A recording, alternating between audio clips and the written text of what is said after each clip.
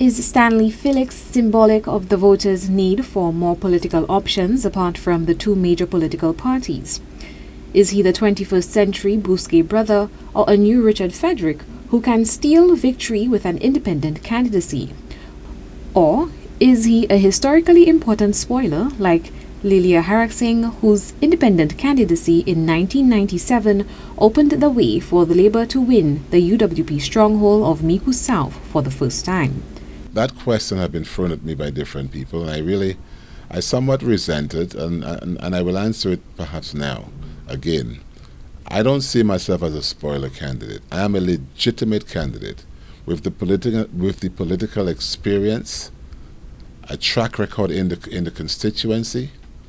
I'm going up against two individuals, one of which is experienced, the other which is not experienced, and I have every expectation that I can win the elections. I'm not a spoiler candidate. I'm not in there to split votes, as people say. I am there to win, and I believe I am going to win. His candidacy provokes several questions. Will his ticket steal more votes from the Labour or the UWP? If he wins, which party will he caucus with? Does he understand that in this three-cornered dogfight between himself, the UWP's novice candidate Rosh Clark, and the energetic incumbent Richard Frederick, he is the undisputed underdog? Rosh is new, and it would take him quite some time to even get to know the constituency, to know of all the idiosyncrasies of the constituency. And so while his candidacy right now may not be the most exciting because of the fact that he's just coming in, he has a chance like any one of us. As a matter of fact, he has a better chance than I am because he is the candidate of a major political party. Does he have a bone to pick with the Prime Minister, who sidelined him in the 2021 election strategy that made Richard Frederick a friend of Labour and then fired him from the job of Senate President in the midst of a now dismissed charge of preventing the course of justice? The government, in all fairness, I think they have done a lot. I think that one initiative that really stands out to me basically is the establishment of a minimum wage. I think that is a very good initiative, although I, like many others, would have wanted the minimum wage to be a little more attractive. In terms of the flaws of the government, I think it does not communicate its policies clear enough.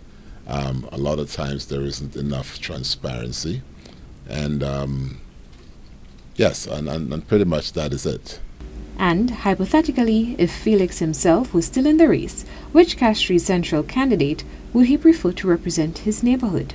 In terms of who would I prefer to be the representative for Castries Central, myself being removed, I have seen everything that Richard Frederick has to give, and I would want to see what the other side, what Rosh Clark would have to give. I have not heard too much in terms of what his ideas and his policies are. Neither have I heard it for Richard Frederick, but I'm willing to give Ross the chance ahead of Richard Frederick. If the government has performed well, but Felix would prefer Rosh Clark to the incumbent representative, it seems that Stanley Felix's gripe is not with Labour, but with Richard, and not about Saint Lucia, but about Castries Central. Time will soon tell how important Stanley Felix's last stand will be.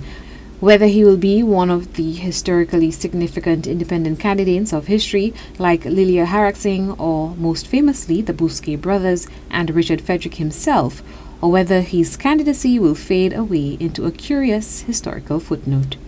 For Choice News Now, I am Chelsea Austinay.